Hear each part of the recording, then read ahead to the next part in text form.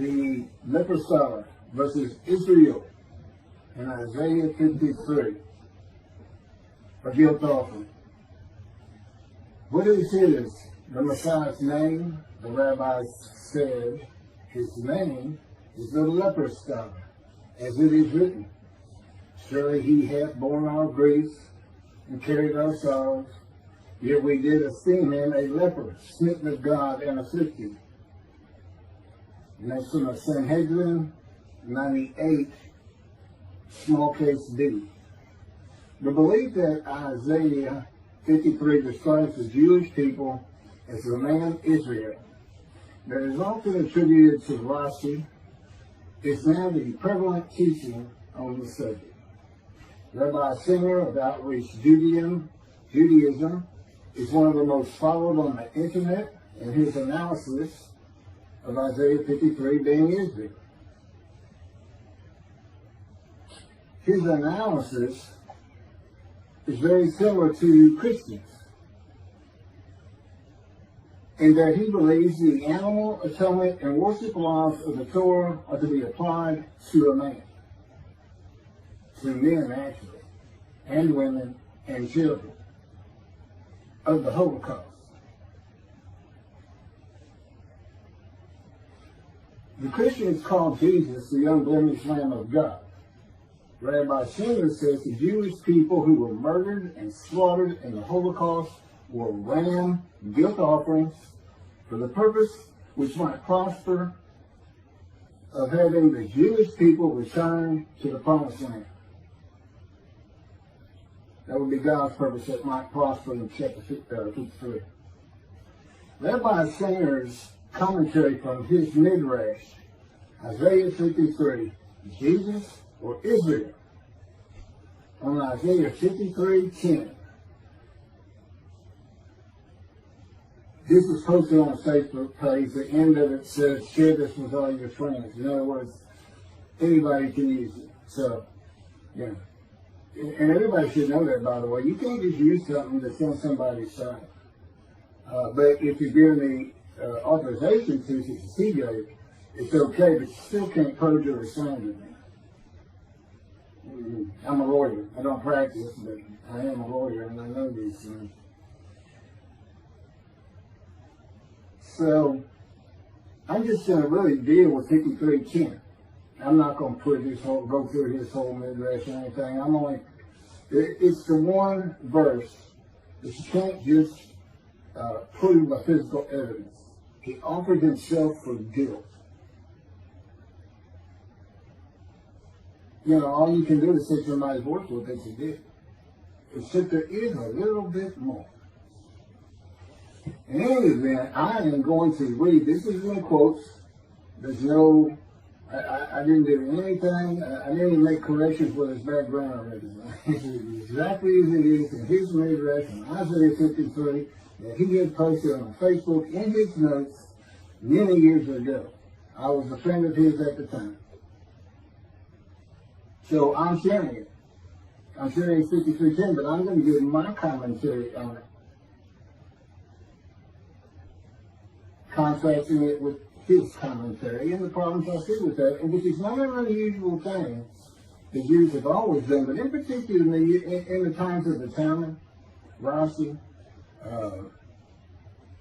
Rambam, they were always writing about each other and what that person thought and this and that. So these, I'm going to read everything because it's in quotes, and I don't want someone to say I misquoted something, because I'm not. So he starts out, and he quotes himself, 53:10. Hashem desired to oppress him, and he afflicted him if his soul would acknowledge guilt. He would see offspring and live long days, and the desire of Hashem would succeed in his hand. Then he quotes 53:10 from the Jewish Publication Society. He doesn't say where the first one came from. I recognize it, but I don't know where it came from either.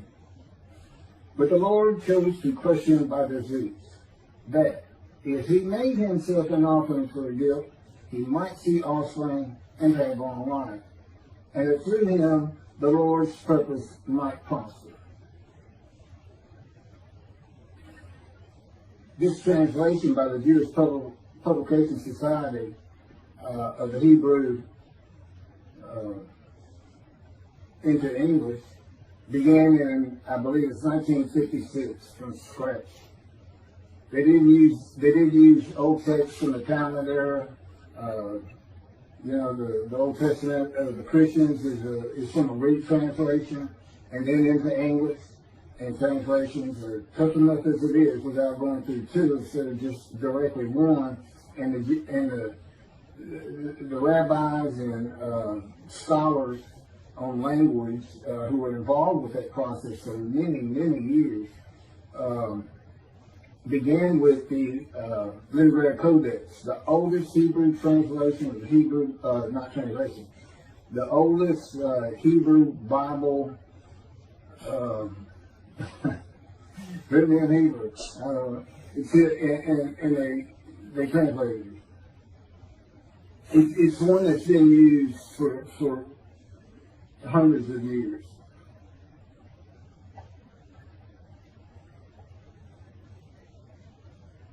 So then, after even these two verses of 53:10 from different sources, here's what he has to say.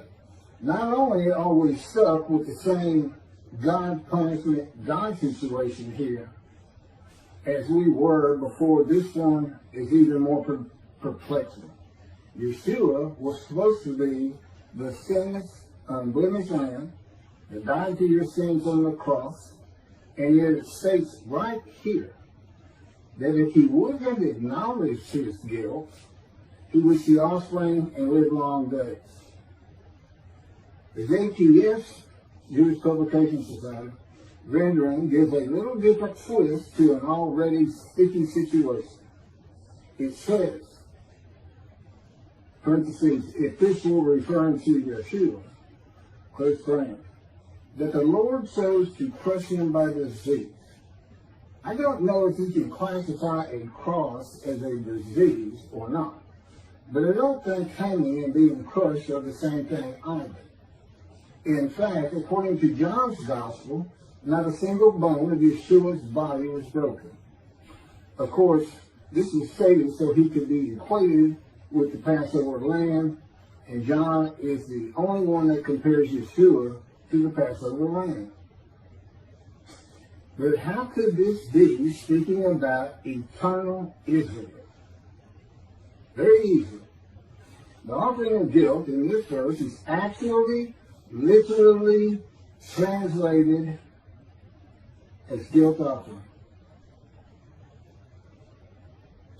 The significance between the guilt offering and the Holocaust is so astounding, even as grotesque of a thought as it is, I could not overlook it. A guilt offering is defined in Leviticus, chapter 7, and goes something like this. The guilt offering is a fire offering in which all the parts are to go up in smoke, and the hide belongs to the one making the offering. I mentioned before that during the Holocaust, Hitler not only burned Jews in the ovens of Auschwitz, but he also used their skins as lampshades and their hair as stuffing for pillows. He sacrificed these peoples on the altars of ovens and kept their hides as his portion, but not until he worked and starved them to death. So, after the atrocities of World War II, the Lord's purpose had prospered, because the land that was foreign to us is once again being inhabited by its rightful owners and is awaiting the final ingathering.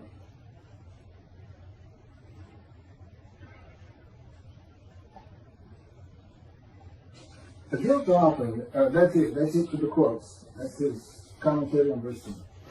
The guilt offering is a sacrifice made for unintentional transgressions. It was distinct from the biblical sin offering. The transgressor furnished an unblemished lamb for sacrifice at the temple in Jerusalem, as well as in cases of sins against holy idols, theft, commission of fraud, or false oaths, with monetary compensation to the victims for their loss. Plus they mark up to 20% of the value to cover the priest's earnings. That's the guilt offering. And the offering for guilt, translated by the JPS, says he offered, God chose to crush him with his knee so that he would offer himself for guilt. That's the literal translation. The literal translated is he offered himself for guilt. Doesn't say anything about a guilt offering. Doesn't say he became a guilt offering. He got to his wife. Doesn't say anything like that.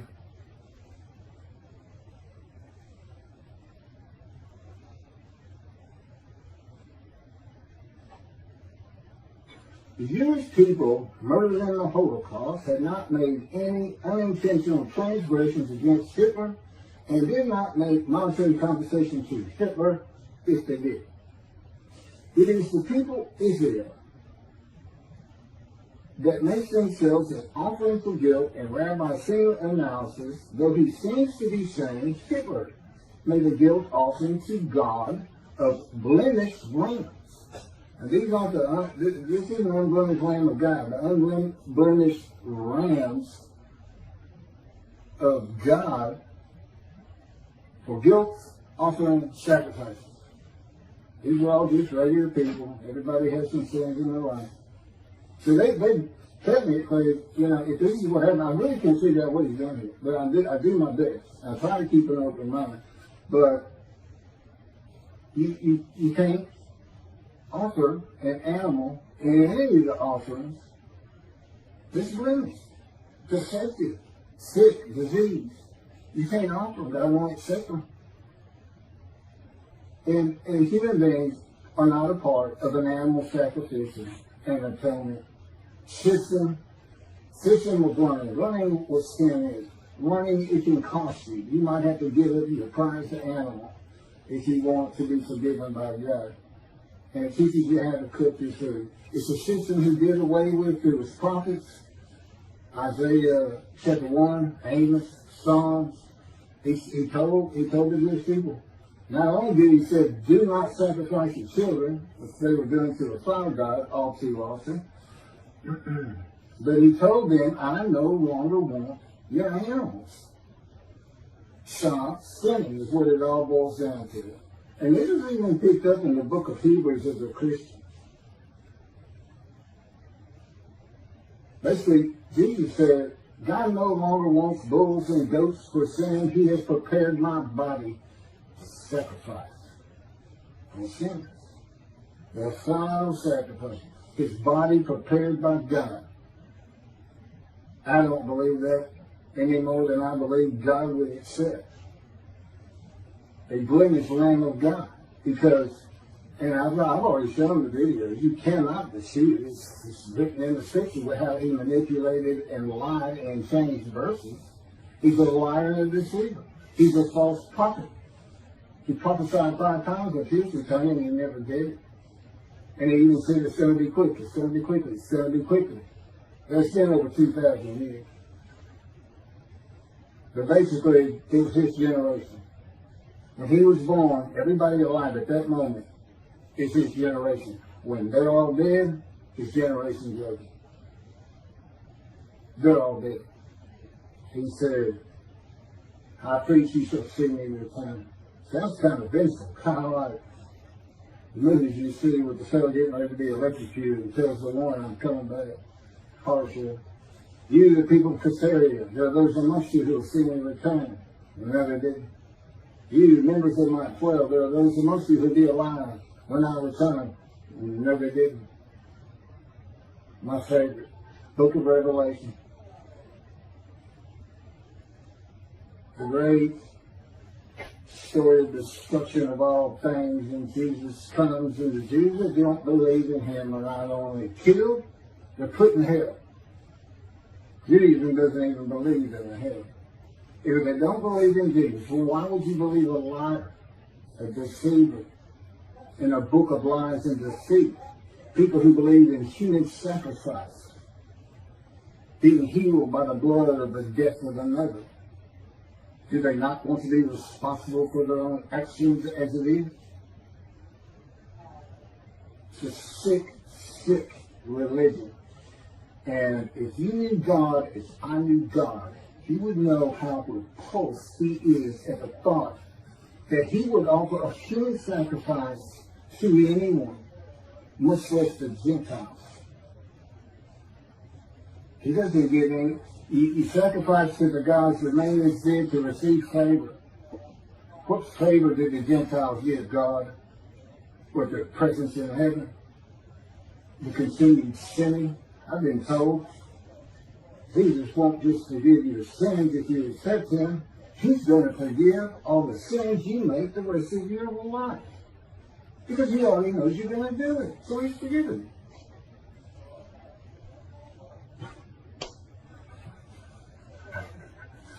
I walked out thinking to myself, I got carte blanche. I can go do anything. I accept this Jesus. But no, I don't accept Jesus. Indeed, I don't think he ever existed. I think he's a story. And I have good reason for that. But let's get back to God murdering his children. I don't think Hitler offered them. So here's these brands. Somebody had to offer them, so God's going to offer them. Not unlike he offered his son.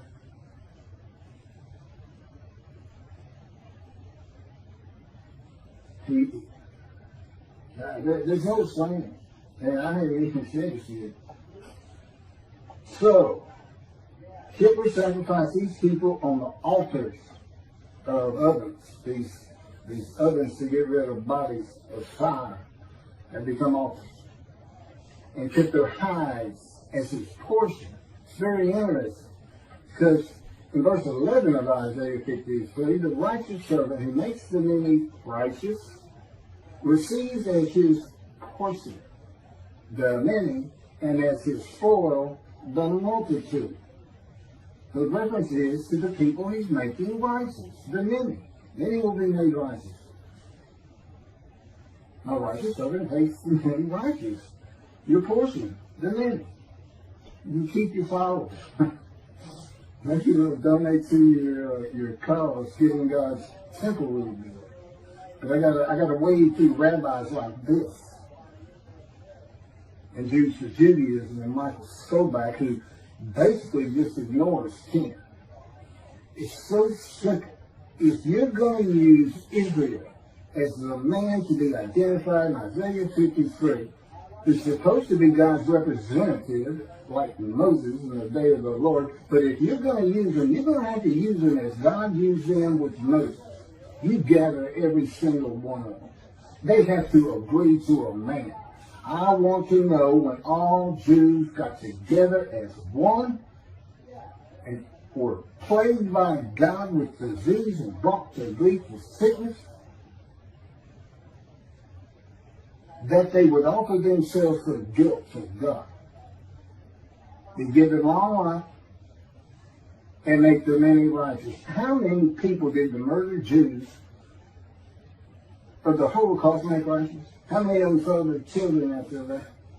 None of it makes sense. And Hitler's portion, is it him? Did he make the offering? Why is he getting a portion? Is Hitler the righteous servant of God? It's what he's saying. It's mind-boggling. And yet he's got thousands and thousands and thousands of Jewish people believing this. And I'm that man. I'm God's representative. I am his Moses. And this is what I got to wait to. Those people that follow Tovia, they'll throw you out of a group so fast, they even suggesting, hey, it could be Elijah, the same purpose. They both have to make people righteous, bring them back to Judaism, and they both have a task which might prosper. God's purpose in Isaiah 53 is not stated. We don't know it until Malachi 3, which is where God announces the day of the Lord. And he says, I'm sending my messenger, who is Elijah, and I'm going to return to my temple suddenly. That's his purpose. Okay, so picking back up. Rabbi Sanders seems to be saying that Hitler is the man of Isaiah 53 who makes an offer of Israel, the Jewish people, which again would have to be all of them if you're going to call them Israel, as a Leviticus land guilt offering. And Hitler receives his portion thereof. Isaiah 53:12 says, God's righteous servant, which is Israel, and we're using the 6 of the Holocaust as Israel, as best I can tell. Because the rest of the Jews, another 6 million, didn't offer that 6 million up, and that's not what he says. He's saying God did it. Because God's purpose was, I want y'all back in the promised land. So he murdered and created the Holocaust. I guess he raised Hitler up for that purpose. And I don't think so. I don't understand thinking like that either. I don't get it one bit. But that's me. I couldn't believe it when I read this. I really couldn't. And I'm going to offer myself a guilt. The guilt that the Jewish people feel from not being righteous, which is why they're sick and suffering in the opening verses. Who are the witnesses? It's not kings, as everybody seems to think from chapter 52. There's a reason they're in quotes. And then God says, well, you got to be suitable for my purpose. And the purpose is I want you to go make these sinners, these people who are sick, emotionally sick, from being unrighteous, by being my righteous servant. That makes them any righteous. But you got to be made ready. And I have a process you're not going to believe. It's like getting a cadet ready to be a Marine or a Navy SEAL, except multiply that by about 10 million. It's in his power, and with me, he came to me in the womb to be certain that I lived a life of suffering, filled with disease and injuries, and for just many other things. It's in the book. He came to the womb of Jeremiah to make sure Jeremiah was a priestly, godly man.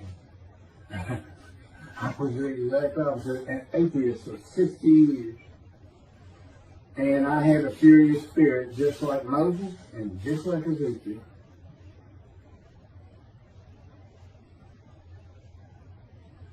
So, verse 12 of chapter 53 of Isaiah says, God's righteous servant is exposed to death.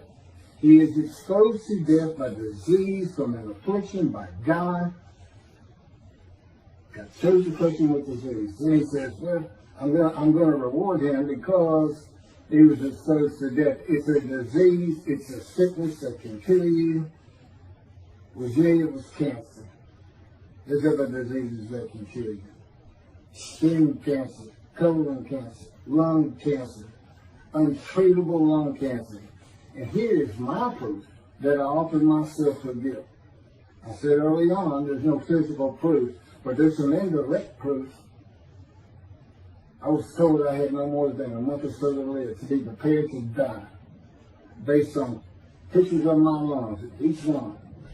Doctor said, you see those? This is after colon cancer and chemotherapy for colon cancer. That should have killed me.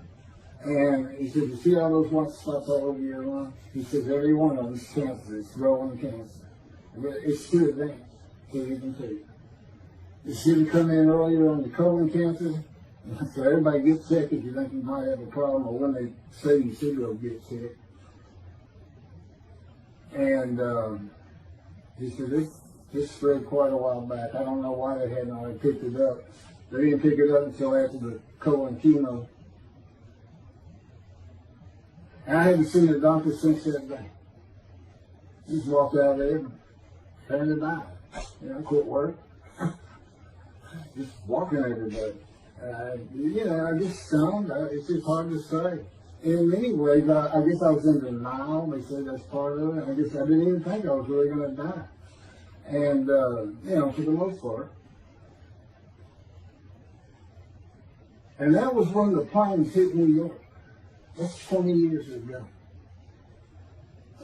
When I was 50, about 7 to 8 years after that, with the doctors, is when God first spoke to me. And again, I've been an atheist for 50 years. I knew nothing. And one of the first things we did that week, he said, let's go to the bookstore. You need to buy a Talmud. My response was, what's a Talmud? I didn't know anything. I had kept away from religious people. And basically, he was with me. He made sure I did. He orchestrated many things in my life. Early on, he took me on visions 1, 2, 3 a week as part of the teaching and just starting out the preparation process before the pain started getting really bad, which has been up every year since. This is year 13 since it's 13. But as you can see, he was starting to make a little headway. 5 years teaching, 5 years writing blogs, which are the chapters of my book, Isaiah 53 and the Day of the Lord, which is dictated to me by God, just as the life of the righteous servant of Isaiah 53. That's my life. And he dictated. God is not ghostwriter. They're very interesting. And that's how I know all these things that all the great rabbis and the rabbis today didn't know about. That's not proof. Look at the proof that Moses gave to the Israelites so they would believe that God had really sent him to have them released and brought back to the promised land. It's here in the Torah. Moses says, who am I? I did the same thing.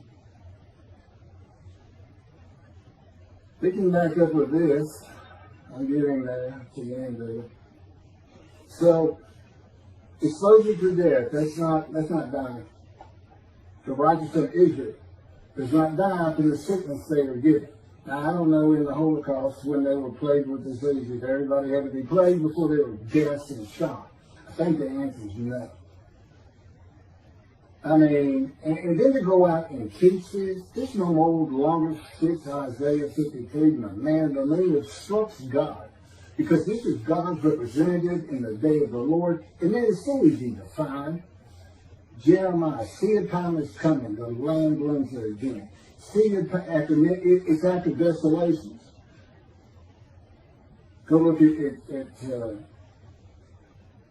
Isaiah 61. He talks about, he's not talking about the exiles, he's talking about the Russian dispersal in that chapter, the ruined cities and everything being restored. That's today. The temple era exiles that returned didn't do anything with the northern kingdom. It was inhabited by Gentiles. They didn't restore Israel. And I don't know, other than the temple, that they restored Jerusalem. But it's been restored today. See your time is coming. I'll make a new covenant with you. So there you have it. And the land blooms again, which simply put means the Jews will come back, and I'm going to come back. He's just waiting. I don't think he killed 6 million people. Murdering them was horrendous atrocity I've ever thought of. To make them come back, that's not him at all. God's like, he's like that old crusty dad that just says, I made all of this for you, this big branch. I did it all. I struggled and I've always dreamed of you taking it all over and continuing on name. And he looks up and his son is in a dapper suit with a suitcase and says, going to the city. And he repeats what I just said. And the son says, no, I don't really want it. No, I mean, it's a nice place, nice land. I know you like me to tend it for you and take care of it and exalt his name in doing so, making it beautiful, building him a new house if he needs one. But no, I don't go to the city, man. Now, I realize he's not getting pushed out by the Romans. But, 2,000 years went by plus. With no one really coming back to the story. And that's how the scripture read it, and that's how he writes it. I know all the practicalities, Zionism and everything else. But the fact is, they did return in 48, create Israel, and blooms again, Jerusalem's rebuilt, Jeremiah 31, 2 times to come have been fulfilled. Okay, we have a new covenant. There's only 2 covenants unfulfilled in the Hebrew Bible. The covenant of friendship that God grants when David, Moshiach, is here in Malachi 3, the day of the Lord, the chapter of the day of the Lord. And it's the change day of the Lord from all the different references in 5 or 7 other books of a day of terror and destruction, of horrendous plagues where evil is eliminated from the human race, but the good stay. Okay, well that's never going to happen. That's not God's, that's just some story for antiquity, and even today. I mean, it's, you know, I watch zombie movies sometimes. Talking about the resurrection of the dead, I don't believe they did a resurrected. I have too much knowledge, science and medicine, and just plain common sense. That's not happening. The Orthodox pray for the resurrection weekly because of Rambam. He's got 13 fundamental principles of Judaism. The 13th is belief. You have to have belief in the resurrection. But where are you going to put the million Israelites in the Exodus? Where are you going to put all their ancestors who were in Egypt for 400 years? People who didn't even cook the food. Because God had to teach them what the animal sacrificial and atonement law. Bring your animal to a fire. Now, share in it. At least the priest teach it. It's better eat if you're going to not drink the blood. Okay? Part of the laws, rules, and commandments. You're trying to cook it. You can drain it all you want. You need to cook it. And that's what that was about. And they did away with it. And even Jesus said that God no longer wants animals for sin. He prepared a human body for it. That was never intended for a human body. And God knew what the Gentiles were going to do. They were going to come up with an unblemished land so they could get some for it. And that's why Isaiah 53 describes the man as blemished and with defect by some of the words. If you look up the definitions of the synonyms, serious injuries, it's an entire life of misery. I am the man of Isaiah 53. I make every verse. My midrash will show you that. So you have all these things that I'm talking about. Of course, they're in the book. I am the exact opposite of Jesus Christ. I am the blemished, deceived prophet of God. I'm not a lamb. I'm a man. I can't be used for the human sacrifice system if anybody's thinking about it. Because I'm the righteous servant of God. I think, oh, that'll be a good sacrifice. That'll be good. What I want to see, now that we all know the Jews are the righteous servant of God, all of them. It's 7 million in Israel, 7 million in America, and I don't know how many millions in Europe and across the world. I'll just say, what do you mean? When are they going to make the world righteous? They say they're the righteous servant.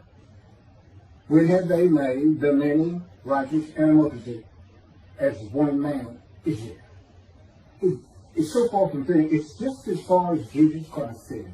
They have taken this concept, him, the Jews from Judaism, Michael Sobach and his cohorts, have taken this concept and this idea and they can't back it up one bit, and yet they have convinced because of their unique personalities, very, very jovial, very nice to listen to, very intelligent, but with false teachings, and thousands of Jewish people believe this. It's Israel. I can't even mention it could be Elijah, much less a Gentile. But that is exactly what God did so he could have his vengeance and vindication of his Christianity by saying, you know what?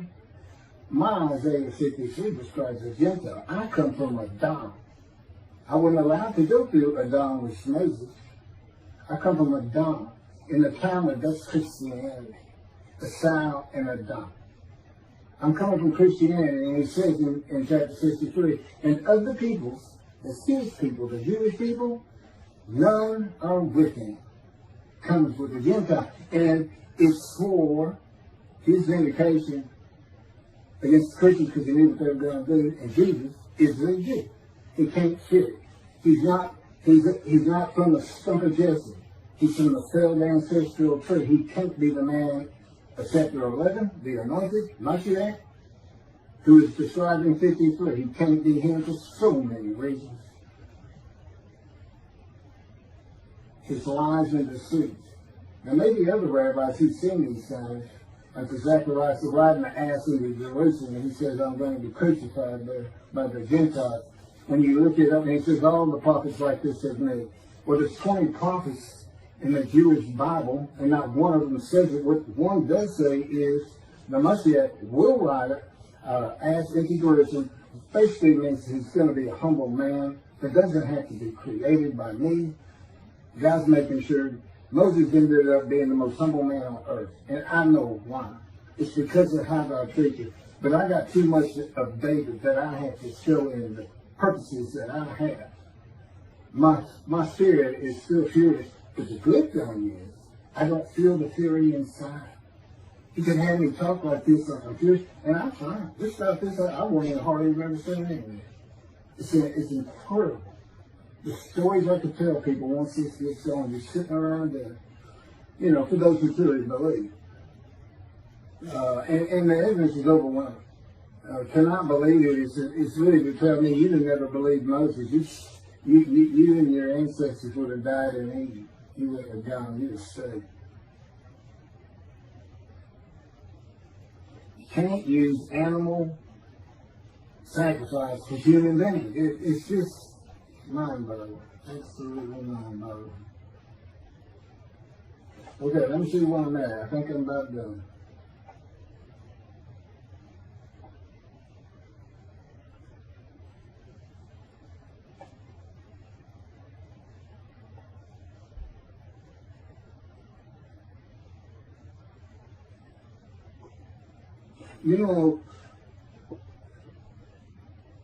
When Tovia Singer says in his commentary on 10, and I had this in quote, so I pulled it out from that.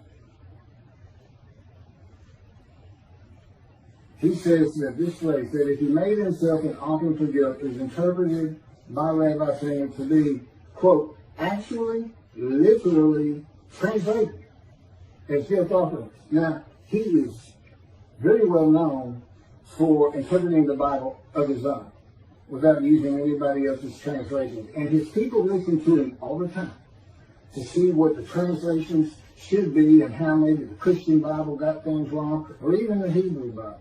I don't think we've ever seen that. But in particular, a lot of these people are Christians who have converted to Judaism, or they are Jews who were Christians just by how they were raised.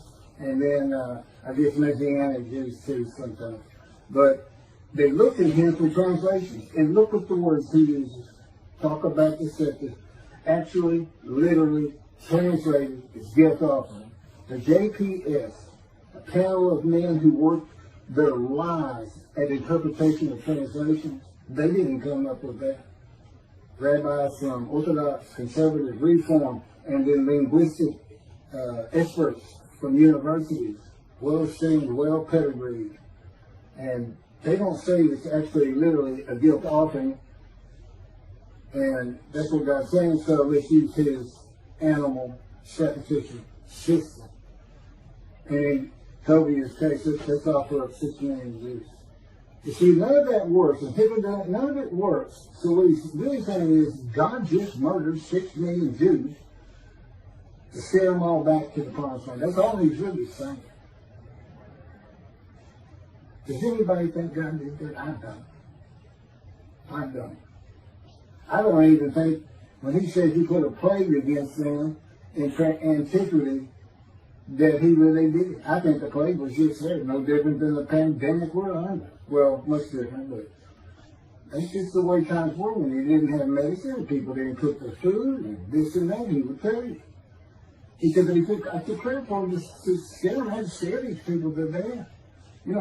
So it goes up to Moses. You go talk to them and come tell us what he says. We're all going to die. You feared God. But not today. Even Judaism is starting to get into the Christian thing of God wants a personal relationship with you. Well, you better go back to the mountain if you think that's true. That's not who he is. You're starting to associate him as a human being. That you want a relationship, that doesn't mean he does. That doesn't mean he doesn't want to do the things he says he's going to do for his creation. He's got a different perspective. He's not human. He is an entity, a being, in existence that does have emotions, but he's got absolute knowledge and absolute power.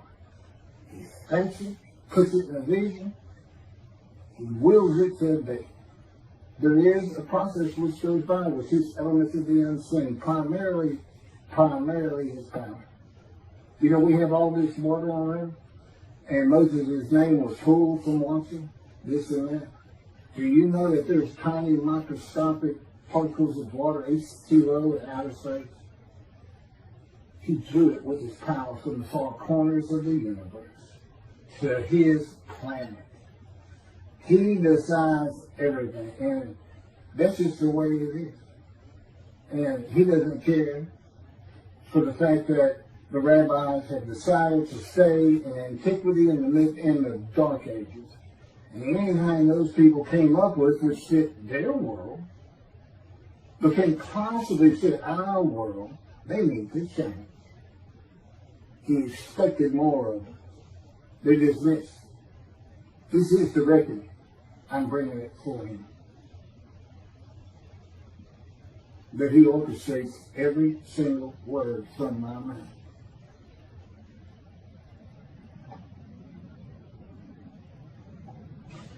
Bottom line, let me change that with this.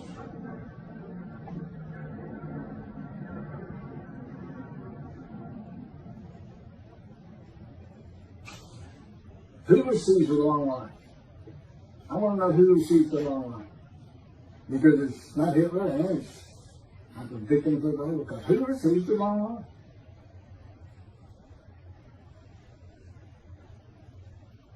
No one.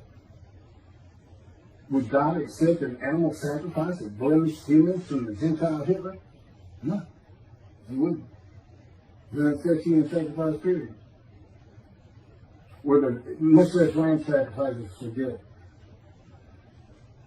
For being guilty of destroying self, stealing self, theft, this and that. It's not the guilt we're talking about. This verb and adverb or verb and noun. This is the emotion guilt. They said they were sick. Okay, the man's called the righteous servant. What do you think happens? It's because they're sick, because they feel guilty of the sins they've made against God and in their lives and with their family. They told their family of having an affair. Anything. Those are the people who are sick, who need to understand that God does work people of little faith.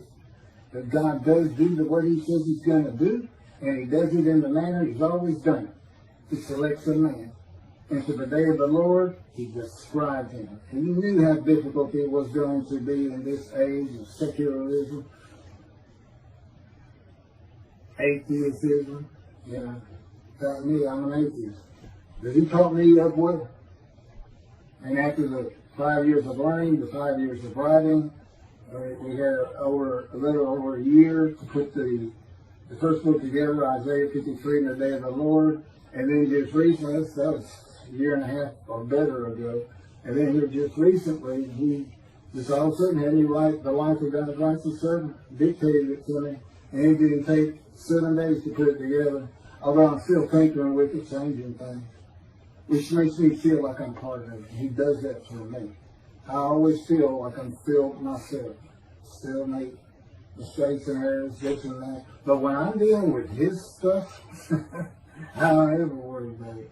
Because I know he's doing it perfectly as he wants it. Were the victims of the Holocaust crushed with disease? I don't think so. I've never heard such a thing. Are the 6 million murdered Jews of the Holocaust all the Jews gathered as one man? No. Did God murder 6 million Jews? No. Have the Jewish people as one man made the many multitude righteous? No. The 6 million murdered in the Holocaust